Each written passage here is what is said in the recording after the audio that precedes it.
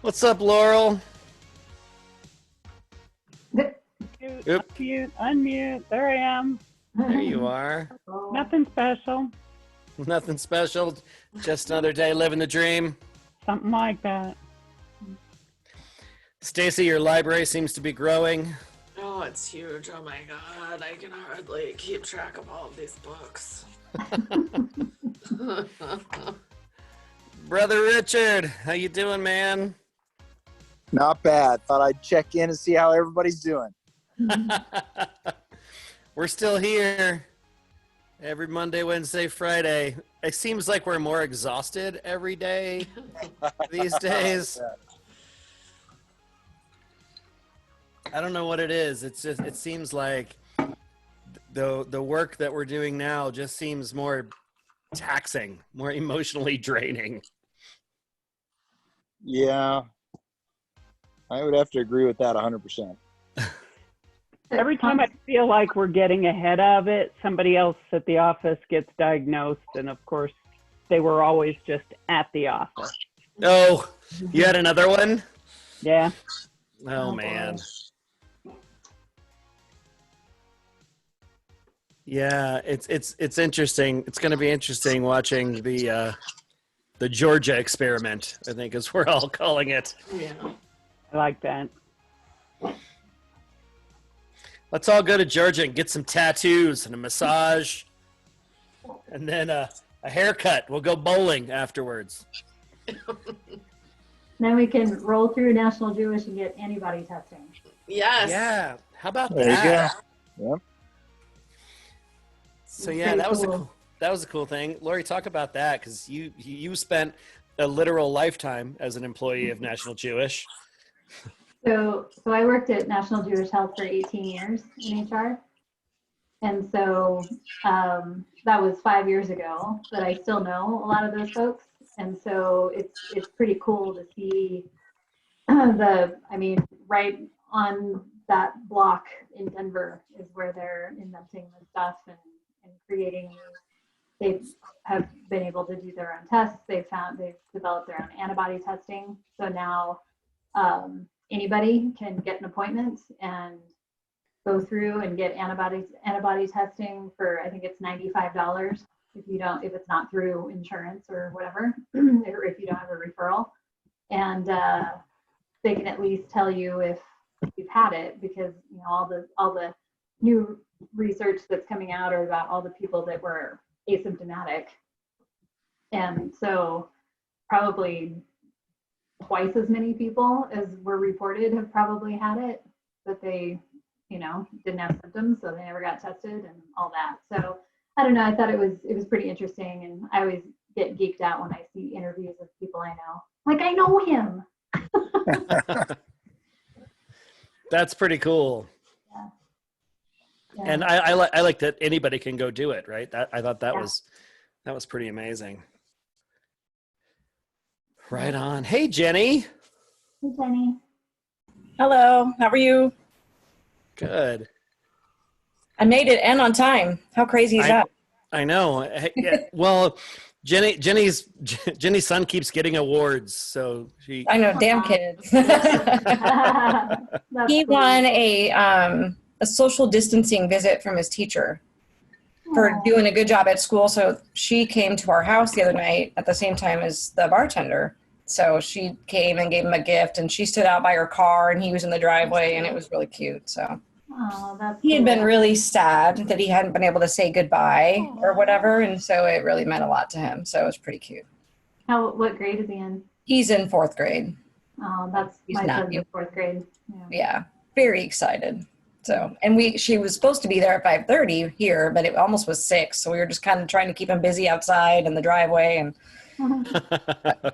it was quite the challenge. But then he's like, "Is this why we've been outside?" Yes. It was cute. I love it. It was. It was nice to see on Facebook. He was really happy.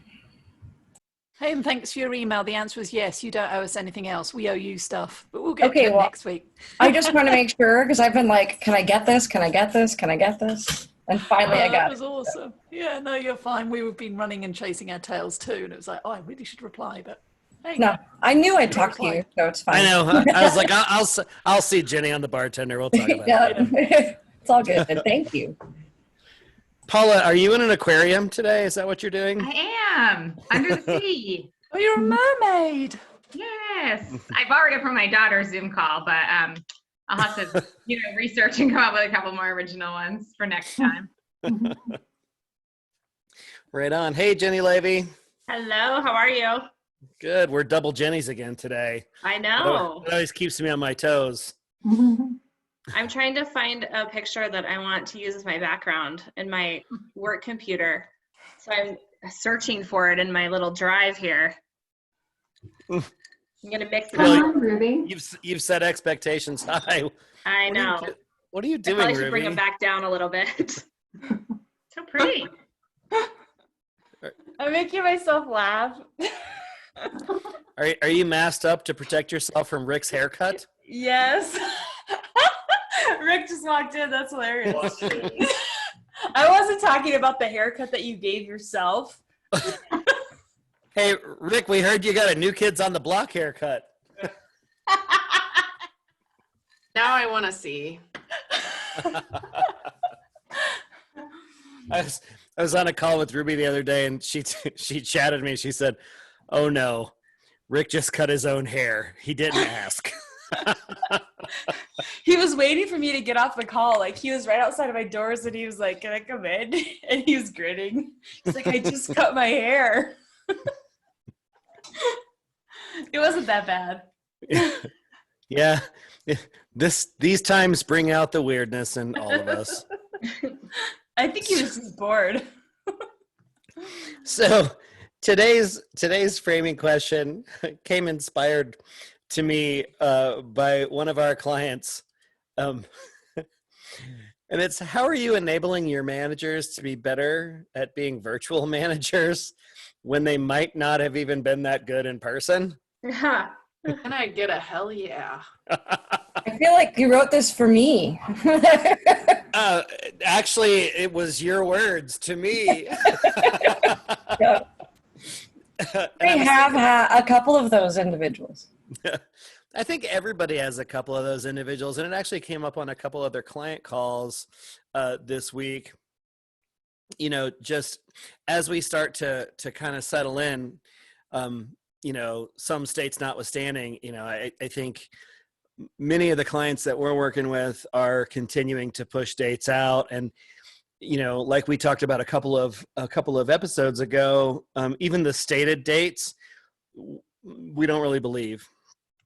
Right. So we're all feeling like this is going to be a thing for a while, even if we start to let essential workers back in or non-essential workers back in a small, or in metered doses. So I'm just wondering, to prep for everybody being virtual managers for a couple of weeks or a month or so is one thing. But as we sort of settle into a groove and performance issues start to come up, are you guys doing anything proactively to help your folks? Are you, putting them through any sort of trainings or making them read articles or putting resources out there for them? What are you guys doing? Because I've got clients asking, and I could use some answers. We actually did a training right before, I think it was in February, just obviously not knowing what was to come. Sure.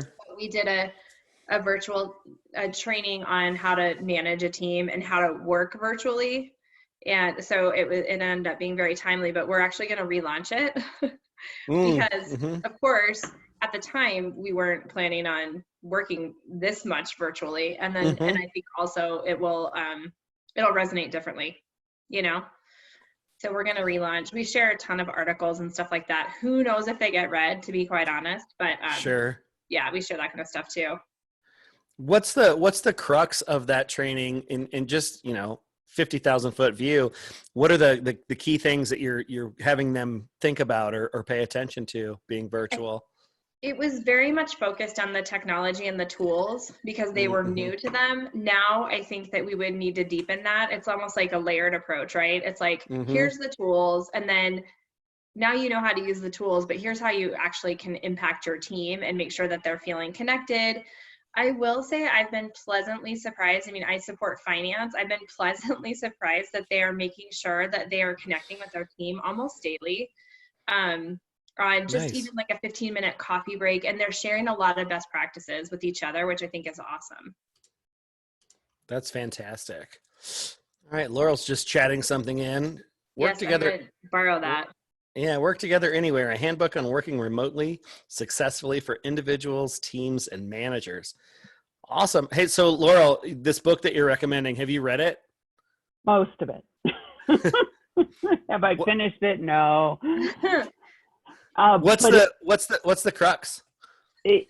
What I liked about it was in chunks, so you could read what it is your person has to do and what you have to do as a contributor, or you can read the section on being a manager, or you can read them both. Nice. So we recommended that one to our managers a few weeks ago, and I was going to do a book club, but we haven't pulled that together. I think I told you a week or so ago, we're partnering our sales managers with our engineering managers. Mm-hmm. So that is now scheduled for a week from now. And I've just had a couple of great, actually, terminations with my sales managers that just tell me they knew what these guys were doing. It wasn't just the visual. Sales are so easy because when they don't sell worth squat, you can tell, but it's the non-sales related activities that have led to a couple of terminations. These guys clearly knew what they were doing. So it's like, well, if you don't want to bother with a book, that's okay. Listen to your peers. And how often are you having one-on-ones with your people? Because I've got managers who, with new hires, aren't meeting with them for the first time for 4, 5, 6 weeks. It's like, wow. Excuse me. It's like, you suck. Well, there she is, everybody. Quite that way, but so I am hoping that it will make more sense hearing it from managers than it ever would from a book. Mm-hmm. Right. Yeah, on. I feel like for our culture, putting out articles on this kind of stuff, or books, or things online that are free, I'm pretty confident that there'd be like a maybe 1% usage of those things. Yeah. If that. And so what I've been proposing is with the executive team is just having more frequent leadership meetings with just leadership, and embedding into that not just the process kinds of stuff that we need to communicate, but infusing some training around remember about coaching and feedback, right? Remember about employee engagement, and even not specific to the remote work, but just being a good manager. Yeah. So Ruby and I built some content called Leading in Uncertain Times. And we did 2 versions of it, one for leading self and one for leading others. And we actually rolled that out to Nat Geo this week, or a couple of weeks ago. We did some this week. And really, really well received, just basic tools on self-awareness, control, decision-making. And in the self course, we did Tiny Habits, which I'm super jacked on. I got my official coaching certification today, so feeling pretty good about that. Woo-hoo! Congrats, buddy. And then in the leading others, we have a tool that we call 6 Characteristics of High Performing Teams, which I have for you guys. But we had them do a compare contrast between where their teams were before the work from home shift and where they are now, and just to give them some starting point. And we put them into small breakouts, which the Zoom breakout room functionality is amazing. And they went in there and they were tasked with coming out with one thing that they could do differently with their immediate teams.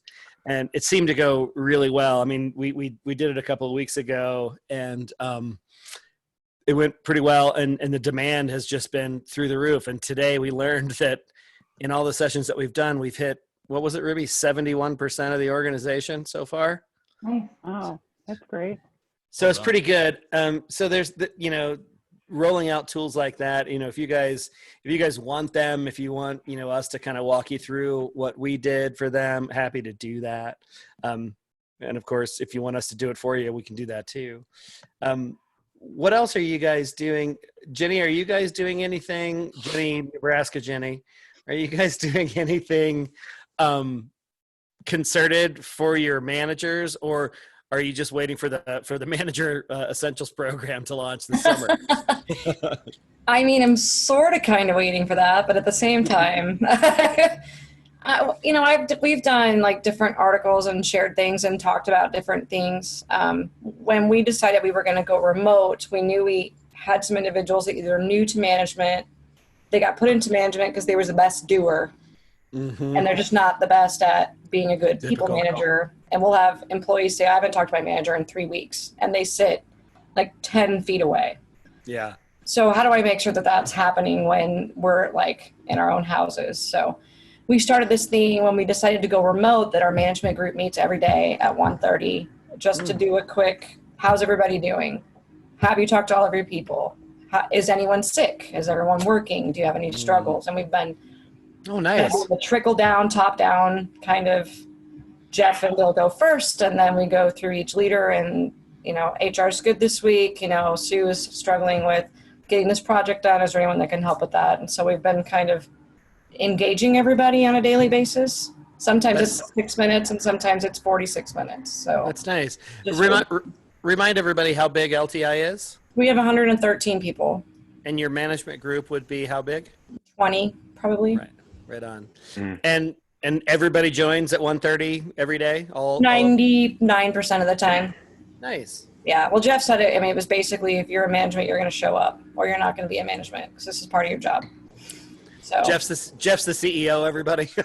He's way cool, actually. Yeah. He's probably my favorite boss I've ever had. So he's awesome. I love Jeff. So it's been good. I mean, there's been struggles, but I do know they're managers that were good at being managers are really great right now. Then we do have some that maybe weren't as good, but they've stepped up to the challenge and taken it very serious. And I also know we have people that just aren't going to be good because they're just not good.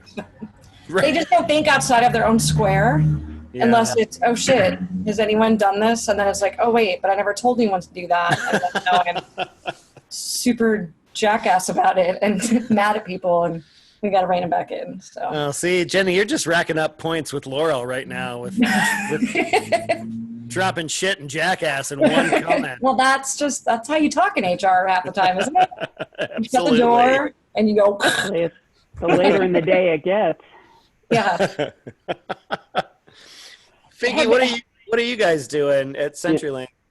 So I guess, on the antithesis, right, a 40,000 person organization with about 6,000 leaders, you're likely not going to get much mileage out of seeing a lot of improvements. You just want them to actually do their job that they're being paid to do, just in a reality moment, right? So I think a couple of things. We have there's a weekly sort of manager pop-up call that happens with various senior leaders for about an hour and a half every week in the organization right now, which gives general updates of what's going on across the business, where we are on critical issues like getting PPE out to our field, workforce, et cetera. But it allows for people to ask a lot of different questions that are probably still on people's minds that maybe they haven't done the homework, because there's been plenty of materials and a lot of information distributed, but I think to someone's point earlier, is anybody reading it, or are they actually doing the work to actually, be better leaders? So that sort of tees things up and spoon feeds it a little bit for them.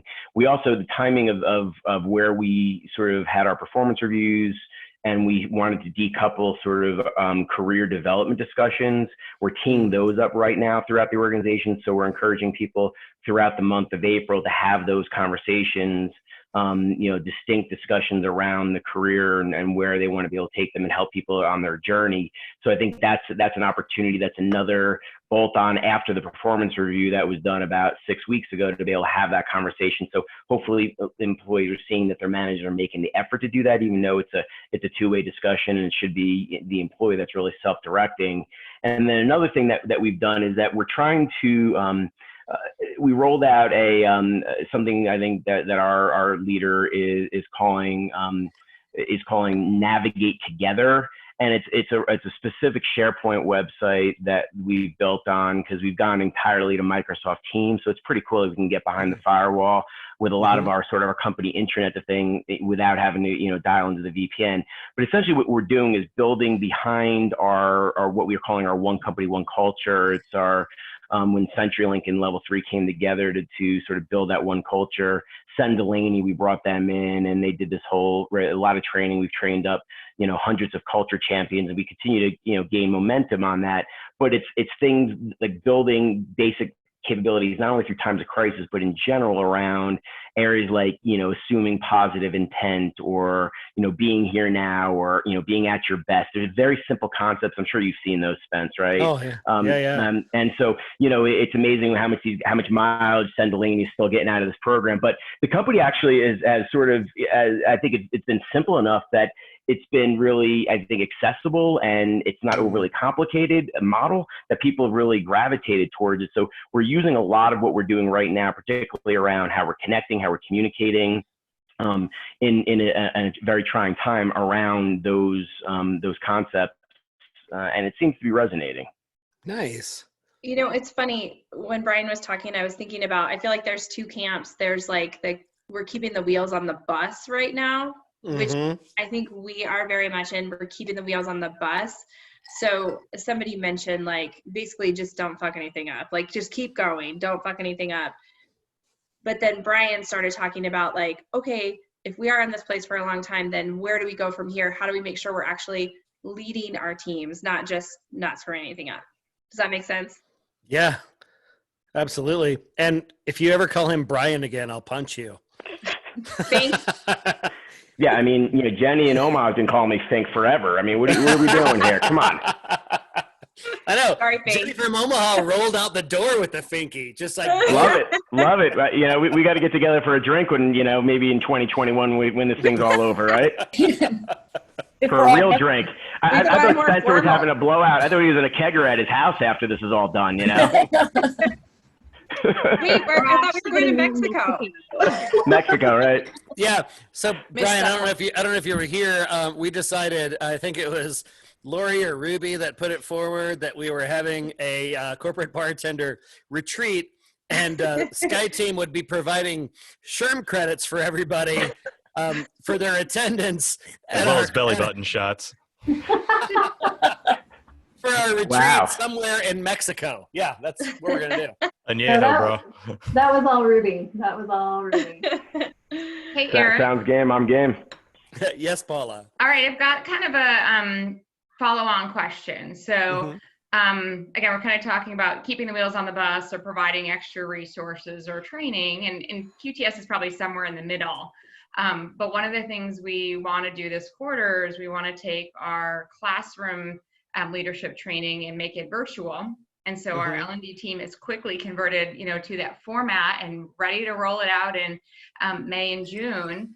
And when they came to the business partner team, they're like, hey, mid-May, we're going to do 10 hours a week for this leadership population. Do they want to do mornings or afternoons? And I looked at them and I said, you know what? I said, first of all, as a working parent, it makes me break out into a sweat thinking about how I'm going to add an extra 10 hours into my training schedule. And then I said, it feels too much too soon to try to push this. It's crucial conversations and the content is great. But as we thought about what's on everyone's plate right now, we're like, I don't think that the audience is going to be there. I'm not sure we're going to get the impact that we want. And we're struggling with the decision of, should we do it or should we delay? Yeah, timing is critical on that one, right? And I think that's a big deal. We've bumped up against that in a couple of different ways, just rolling out programs that we've rolled out over the last 5 or 6 weeks. And in some of them, you know, they've been pretty successful.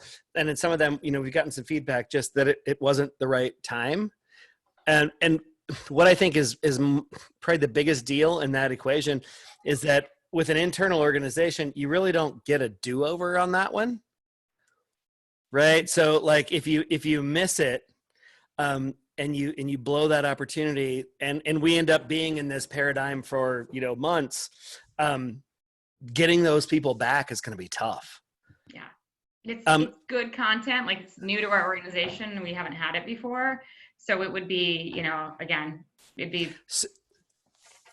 So 10 hours a week's a big ask. That's huge.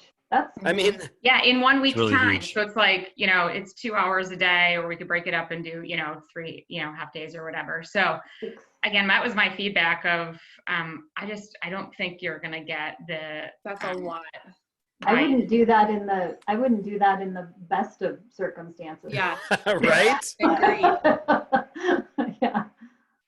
I do think too that there's something about where your organization is in this whole thing. Like, CenturyLink is probably further on the continuum of like virtual, you know, Crocs was just getting into the virtual world and working remotely. So there's probably some of that going on too, like how comfortable your population is working virtually. But I agree, 2 hours a day, that's a lot. Yeah. Is there a way, Paula, that you can gate that? You can slower roll that? We could. I mean, it's a pretty large manager population that needs to get through this content. So we're going to give ourselves a quarter, you know, and offer multiple classes. So we could see who has appetite or interest to do it in May versus July. I know which one I would sign up for. But we also certainly have the flexibility to go back to our chief people officer and just say, hey, you know, this is not the right time. We're not going to get the impact for the, you know, time investment. And if anything, again, I think we're going to get a pretty negative reaction from our leaders. And that's the thing to be wary of. I mean, more than just the ROI, right? It's just the negative reaction that you won't be able to claw back. And that's what I would worry about. You know, what we've seen, you know, we've got one client that's that we're involved with pretty heavily on a week-to-week basis. But it's both populations, managers and all employees, and they sign up. So it's sort of self-serve. And fortunately for us, demand is high, but we're not pushing, we're pulling. And I think that's been why that works. In other situations, you know, we've had to, you know, reframe or push back or try to redo stuff that we thought we were going to just roll. So I'd be careful, especially with an internal population that, you know, you don't want them torqued off in April. Come July, when you're trying to roll something that really matters, that's a big deal. Absolutely. Well, I appreciate the feedback. I mean, we're still wrestling with return to office in this month. So if that actually happens in any form or fashion across our sites, then I think it's a no-go. Yeah. I think we just all have to keep remembering that the undercurrent stress level of everyone is like ratcheted up significantly. And so, right? And there's still a continuum of how people are responding to that, or how much they're expressing of how they're responding to that. Some people are very vocal, and some people are very, right, push it down. But the uncertainty and the ambiguity and all of those things, change, all those things people generally hate, is in your face all the time. All the time. Right? And so in any of these initiatives, I think that has to be the square one starting point, is meeting people where they are. And we can't just barrel through with, well, this will be good for them, right? Yeah. Everybody needs this content. It's really good. Yeah, it is. And everybody does need it, but they're not going to even hear you. Mm-hmm. They're freaking out inside. So the how pace do we of balance all change, that? the pace of change has been faster than anything I've seen. I mean, you guys know when all this was going down, it was like literally we'd come out with some guidance in the morning, and an hour later, we'd have to change it. And it slowed down a tiny bit, but now it's doing the same thing that we did when we were going into this, because we're starting to come out of it. So it just like the messaging and the constant change and all of that stuff is exhausting. Right. Yeah. Sorry, go ahead, Lori. And all of the research, right, as there is more and more experience and data and everything, then epidemiologists and scientists and doctors, and you're starting to get these short-term, mid-term, long-term hypotheses of what's going to happen with the schools, and is there going to be a resurgence here, and what, it just you can't go it out, and you just can't get to it. I don't know. Yeah. Well, and just to tag on to that, Ruby and I have talked about this in several meetings this week. It's not just the stress level that we feel, it's the way we move up and down, from, if you think about it in a change curve perspective or a Maslow's hierarchy perspective, right? I mean, my own experience, right? I can wake up and be feeling pretty good, and 3 hours later have no juice to do anything. And we've had folks who have signed up for workshops and who are super into it. And we've had conversations with those people prior to the workshops, and they're super into it. And on the day of the workshop, they don't even show up because they just don't have it that day. The way people would move on those two continua in the past, it was you could measure it on a calendar, and now you measure it on a stopwatch. And I think too that we're kind of in we're going through the grief cycle. I mean, I've seen it with people at work, like they're in like acceptance and then denial and then bargaining, and and so we're constantly going through this like cycle. For sure. And hey, bartender, get me another beer. I'm feeling a little depressed right now. Yeah, you'll love it. I'll just throw it on the screen. I was in back-to-back meetings today, so my cocktail for the day. This is the cocktail today. It's beer. Garnish. The ingredients are beer, and the garnish is the can. Yeah, no, seriously, dude, that's the thing, right? I mean, today in Colorado, I know this article got circulated. It was an article from the Gazette in Colorado Springs about comments that Jared Polis made yesterday about schools should have a plan for not reopening in the fall. Yeah, they should. Right? So think about that, right? We get to the point where the news of the last few days was the South is opening up again. And again, we watch with curiosity about that. But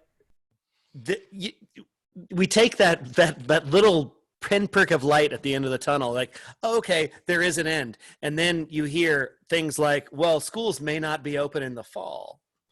And then Facebook's not having any live events until June 2021. Yeah. Like they made that announcement. That was a fun one. Yeah. Mayor Garcetti in LA said pretty much no live events in LA for pretty much the rest of the year. That's crazy. Yeah. My daughter is home from school, right? She's a freshman in college, and we were talking about next fall, and they're communicating that, it's possible you'll be remotely going to school in the fall. And my husband's like, wait, so you're never leaving? That's right. We need a new plan. Like, you've got to find another place to go. Well, I was reading it's a big joke, but it's a big deal. Yeah, I mean, I feel bad for her because the college experience, she's at home with her parents and her little brothers and sisters, and that's not how it's supposed to be. Yeah, that's what she thinks. This sucks. Yeah. And so thinking about just where people's mindsets are, it's a minute to minute thing. And that makes me think about Paula's 10 hours a week training course. I mean, that's hard, because even if you're super into it on Monday, Tuesday may not be your day. And Tuesday may be the day that you leave your feedback about what you think. And, keeping pace with where employees are right now is our biggest challenge. Ruby and I were on a call with the chief people officer of a pretty substantial organization. and she totally gets it. And she's like, I don't really know what to do about that. Right. It's just, it's a moving target. We're all doing the best we can. And hopefully that's good enough. It's this very human experience that we're all having, and we're still trying to get the work done. Yeah. Just out of curiosity, does anyone else feel like, especially in this time frame, like, all right, this is a crisis. We have to double down on our workload. And we have to, just kind of, I don't want to say push through, but like, we have to be adaptive. And I feel like I'm working a lot harder and seeing 10 times a lot less, 10 times less results, which is just another kind of small business owner friend of mine. We had a long conversation about that this morning, and I would be surprised if other people weren't feeling that. Yeah, no, for sure. And I think even the regular work just feels harder. Mm-hmm. We were on a call yesterday, and somebody said, being on camera all day is hard. And it really is, right? I mean, you think about all the things you think about when you have to see this all the time. When I'm up in front of a room of people, I don't see this, and I don't even think about this. But it's distracting. It is. It is distracting. Yeah. And when you can't see it, I was on a system yesterday for another client where I can't see myself when I talk. And that freaked me out too, right? So I don't know what's worse, not being able to see myself or going, does my neck look weird again? It's exhausting, the emotional toll that it takes just being checked in and on your game all the time. Well, and I think that's the other thing that we have to think about in terms of our leaders is each individual is having their own personal experience, and that can change minute by minute, day to day. And then we're asking them to always be on for their team, right? Show up for them, support them, hold space for them, give them your energy and their attention. Well, some days you're like, get out of my face, because I can't do it, right?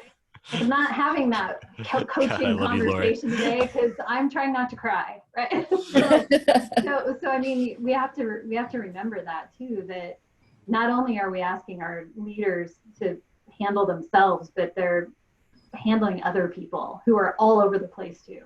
And that's hard. It's hard. Yeah. Thank you for saying that, Lori. I needed to hear that. Yeah, I mean, Lori nailed it. Everything about this is hard. And every day we all show up and we try to do our best, and we think that, best foot forward and all that. And every day we have to wrestle with our own demons. We have to help other people, because the HR seat in this equation is we got to help people wrestle with their demons. Yeah. And we have to help them wrestle with their people and their demons. And being at the top of that really shitty pyramid scheme, right? Amway from hell. And I've had this conversation with so many people. Lori and I talked about it. We talk about it all the time. At the end of the day, I am so surprised at how wiped out I am. Mm-hmm. I'm just like, I got no juice, right? I want to go. I have all these grand plans about what I'm going to do with all my free quarantine time. And I went to bed at 8:00 last night. Is anyone else tired just from sitting? Oh, yes. My body just feels my back. It is freaking killing me. Like, I was seriously, yesterday I was like walking with a hip limp in my hip. I was telling my friend on Facebook and Instagram, there's these how products will come up, and there's products that are coming up that are like a little dust that you put over yourself when you're in bed. I'm like, okay, what are we coming to? Yeah, that's another one of those you can get. No, I read a tweet the other day that would, for me, hit the nail on the head. Does anyone else feel like they are lazy perfectionists with ADHD and chronic fatigue who is pretty chill besides the occasional panic attack and loves their friends but hates people? That's awesome. That's like my constant mindset. Yeah, that reminds me of this meme I saw today. A funny meme, and it was if you could what was it? If you could sabotage one state to make the quarantine end, what state would it be, and why would you choose Florida?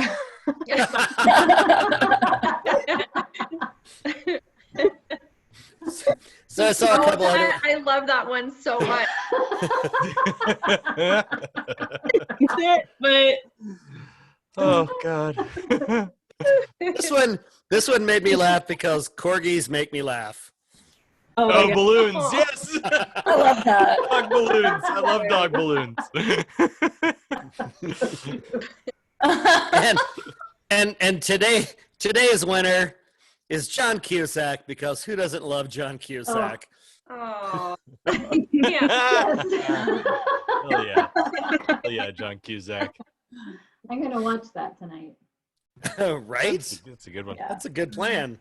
That's a good plan. Has anyone got any good Netflix or shows to binge watch now? We've gone through all the stuff that we've been watching, and I don't know what else to watch now. Yeah, I saw a meme the other day. There's no sports, so my husband's lost his mind completely. So we need to find things to get us on the TV to watch. I saw a meme the other day that said, "I finished Netflix." Yeah. Yeah, I saw that. Who's Soprano? Finished Netflix. So Jenny, Ozark's really good. Jenny, we can share a big list. So Ruby and I, in our infinite wisdom, we devised an icebreaker question about what you're binge watching right now. So we've done this now in, I think, 4 or 5 workshops. So we've got a heavy list of highly recommended shows to watch online. Love it. Yeah, we'll put together that list for you guys. Because I've now been sitting with a man that's watching old golf from 1999 and old football games and basketball games, which is fine unless you don't care. Apparently the WWE is still an essential business, so you can watch wrestling with no audience. We've watched that because the kids think that's great. It's horrible. And they can have 4 of the hours. I just want 1 hour a night of something that I want to watch. Otherwise, I'm on my phone. Or I'm Ozark. Is that good? Yeah, it's good. It's weird. It's dark. It's but it's good. Good. I'll make him watch that. It's hilarious. I watched Tiger win the Masters last year, I think 11 times in the last 2 weeks. Oh, no. Which is totally fine, but First, when you said Tiger, I immediately thought of the Tiger King, and I was like, oh, the Tiger's on the golf course? To watch that. I haven't seen that, though. I didn't watch that. Yeah, stay away from that. I've heard it's insane. It's entertaining. It's a shit show. It's entertaining. Yeah.